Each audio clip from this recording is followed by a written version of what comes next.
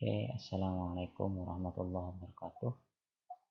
Pada kesempatan kali ini kita akan melanjutkan apa yang sudah kita pelajari pada PCD yang pertama kemarin, yaitu tentang pembuatan GUI MATLAB. Dalam hal ini kita mengangkat kasus pengolahan citra digital. Oke, pada pertemuan yang pertama kemarin kita sudah belajar tentang bagaimana mendesain GUI pada MATLAB. Jadi pada kesempatan kedua ini kita akan mencoba untuk menambahkan coding-coding yang sudah disediakan untuk bisa menjalankan GUI MATLAB tersebut. Oke. Pertama, kita masuk ke direktori tempat penyimpanan file yang kemarin yang sudah kita buat. Oke, file kemarin saya kasih nama PCD1.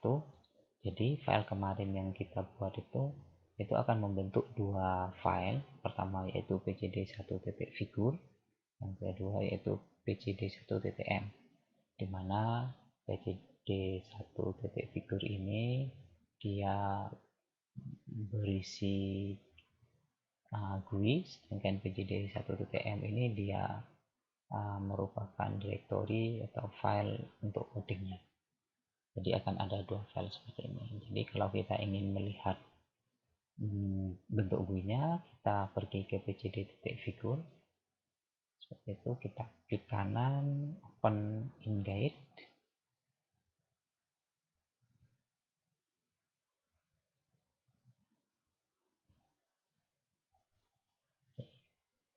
Ini adalah file yang sudah kita buat kemarin. Itu pelajaran GUI PCD pertama yang sudah kita pelajari kemarin, yang sudah kita buat. Sini ada akses 1, ada akses 2, ada akses 3, dan di sini ada histo. Oke. Setelah itu kita sekarang mencoba untuk memasukkan coding di dalamnya, sehingga akan bisa memasukkan gambar ke akses 1, akses 2, akses 3, dan histogram di histo ini. Baik, kita coba untuk menjalankan dulu jalannya program. Oke, kita coba inputkan. Di sini kita memilih satu figur di sini. Oke, secara otomatis akan muncul di sini terus RGB 2, RGB dari gambar ini akan diubah jadi grayscale. Di sini akan diubah jadi ini. Di sini akan memunculkan histogram. Oke, bagaimana cara membuat ini? Baik, saya akan menjelaskan satu persatu. Saya akan tutup. Ya. Jadi di GUI ini sekarang kita mencoba untuk memasukkan source coding. Bisa langsung kita klik PCD di sini, ya. Tapi karena banyaknya program di sini, program bawaan dari MATLAB, sehingga akan membingungkan kita di mana letak tombol-tombol tersebut. Maka alangkah baiknya kita menggunakan file GUI pcd.figur. Ya. Jadi bagaimana caranya untuk masuk ke dalam coding input ini? Maka kita klik kanan pada tombol input, view fallback, ke fallback. Ya. Jadi jika kita klik, maka akan langsung tertuju pada tombol input itu, ya, pada objeknya, ya, pada fungsi tombol input itu. Di sini ada program. Di sini sudah dimasukkan program, di mana fungsi program ini adalah sebagai fungsi untuk mengambil gambar dari direktori file, lalu kita tampilkan file itu. Ya. Pertama ada image widget file. Ini adalah fungsi ini adalah untuk mengambil image dari sebuah directory, yang mana image itu bisa berupa JPG, TIFF, PNG, GIF, semua image seperti itu. Kita bisa juga di sini membatasi dengan JPG saja, berarti kita memotong ini, berarti tinggal JPG saja. Kalau seumpamanya kita ingin semuanya masuk, maka kita buat ditulis semuanya di sini, yaitu JPG, TIFF, PNG, GIF, dan lain-lain. Berarti semua extension ini bisa dipanggil menggunakan widget file, jadi bisa diambil semua. Baik, setelah itu, setelah file diambil, kita mencoba untuk membaca file dengan fungsi imread. Jadi image itu ketika sudah diambil, maka kita baca image itu dengan fungsi imread yang dimasukkan ke directory HE ini. Setelah itu kita tampilkan HE itu di akses 1. Jadi untuk menampilkan HE itu di akses 1, maka kita menggunakan program ini akses handle akses 1 insert HE. Berarti kita ingin menampilkan citra HE ke dalam akses 1. Tampilkan HE. Setelah itu di imread HE. Berarti kita ingin menyimpan HE itu dalam sebuah gambar yang bernama ori.jpg. Ya, seperti itu. Itu penjelasan untuk input gambar. Setelah itu yang kedua adalah RGB. Kita ke fallback lagi, kita ke oke. Jadi pada fungsi kedua kita mencoba untuk mengubah RGB ke grayscale. Oke, HE imread ori.jpg. Ya, pada tombol input kita tadi sudah mengimread, menyimpan file hasil dari pengambilan gambar itu dengan nama ori.jpg. Maka di